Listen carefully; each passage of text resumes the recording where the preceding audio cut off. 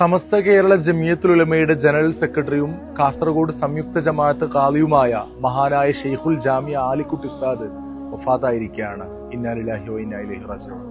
മത സാമൂഹിക രംഗത്ത് വലിയ വിപ്ലവങ്ങൾ സൃഷ്ടിച്ച ഉസ്താദിന്റെ വിയോഗം കേരളീയ മുസ്ലിം സമൂഹത്തിന് നികത്താനാവാത്ത നഷ്ടം തന്നെയാണ്. വെറും 14-ാം വയസ്സിൽ സ്വന്തം നാട്ടിൽ ഖതീബാവുകയും 20-ാം വയസ്സിൽ തന്നെ നാട്ടിലെ ഖാദിയായ ഉസ്താദിന്റെ പാണ്ഡിത്യം ചെറുപ്പത്തിലെ തന്നെ ലോകം അറിഞ്ഞതാണ്.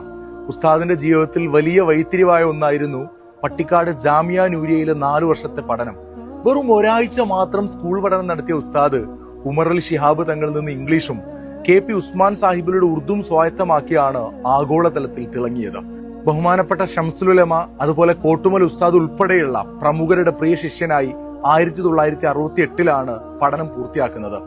1970 പെരിന്തൽമണ്ണ താലൂക്ക് സമസ്ത ജനറൽ സെക്രട്ടറിയായി തുടങ്ങി 1979 ജാമ്യയിൽ അധ്യാപകനായി എത്തിയ ഉസ്താദ് 2003 മുതൽ ജാമ്യ നൂരിയയുടെ പ്രിൻസിപ്പലായി സേവനമനുഷ്ഠിച്ചു വരികയായിരുന്നു. കേരള ഹജ്ജ് കമ്മിറ്റി ചെയർമാൻ, കേന്ദ്ര ഹജ്ജ് committee vice chairman, all India personal law board അംഗം തുടങ്ങി ദേശീയ അന്തർദേശീയ തലങ്ങളിൽ തിളങ്ങി നിന്ന പ്രശസ്തനായ എഴുത്തുകാരനും പ്രഭാഷകനും കൂടിയായിരുന്നു ഉസ്താദ്.